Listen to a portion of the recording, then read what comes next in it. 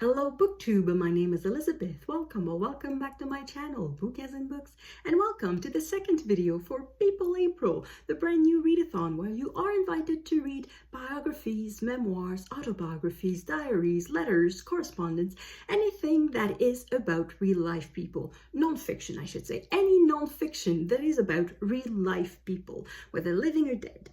So in this video, I'm going to present to you very briefly, because I haven't read them, our choices for the group read. We don't know what we want to read, so we are asking for your opinion. That's me and my co-host Roz from Scally Dantling About the Books. The link is going to be in the description box below. So without further ado, the 5 books.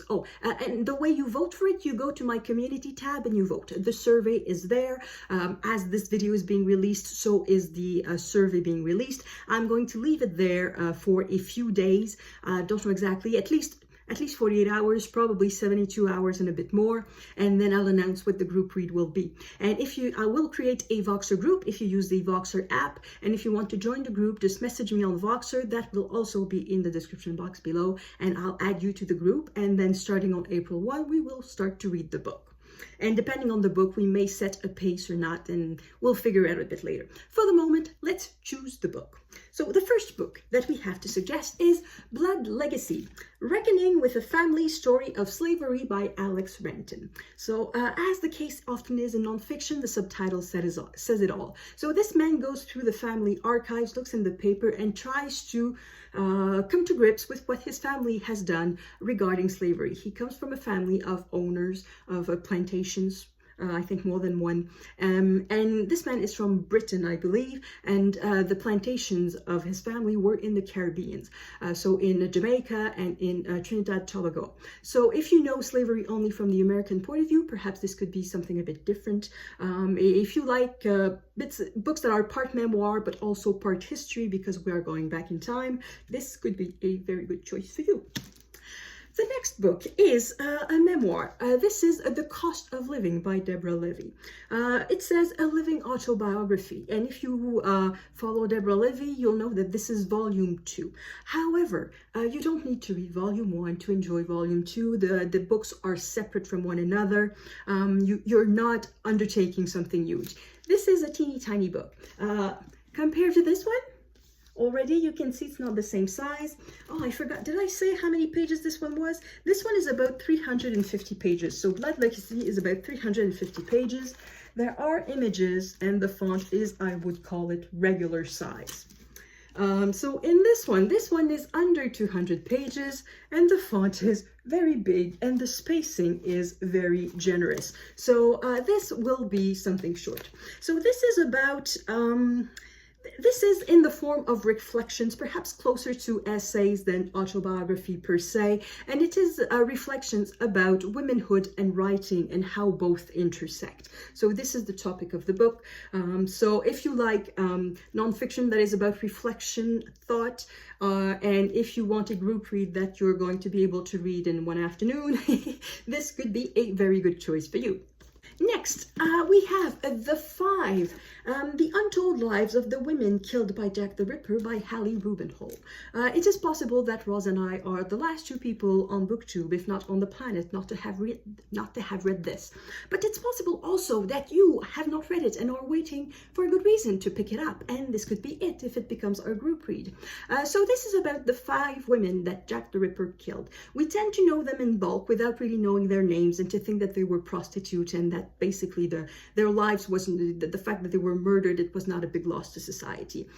And this is not the case. So the author goes back to the archives, and because the murders of Jack the Ripper attracted such attention, we have information about these women. So it's possible to make a short biography of each of these women, and this is what we have in this book. So this would be a multiple biography of 5 women.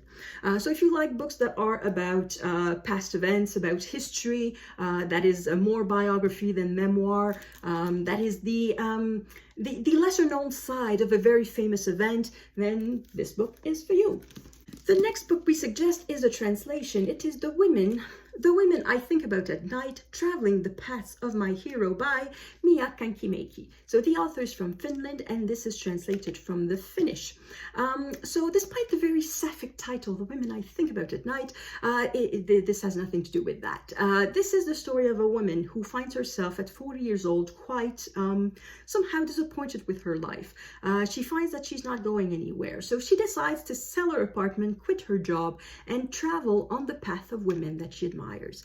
She goes to Africa, she goes to Italy, she goes to Japan, and she tries to retrace the steps perhaps, or try to find, not signs, but find remnants of women that she admires. So this book is not, it's a memoir, so it's partly a memoir, but it's also about other women. So if you like books that are about more than one thing, that are about not just one person, but multiple person, that are perhaps not just going from A to B, that are perhaps a bit more meandering, then this book is for you. And I forgot to say how many pages it had. The book has not quite 400 pages, and the font I think is just a tad bigger than the other book. And then I forgot to say this one is I think 300 pages. So yes, it's 300 pages, and the font is normal size, I would say, and you have inserts, picture insert. Yeah, well, you won't see the, can I have a full page, please? So yeah, this is a full page. Okay.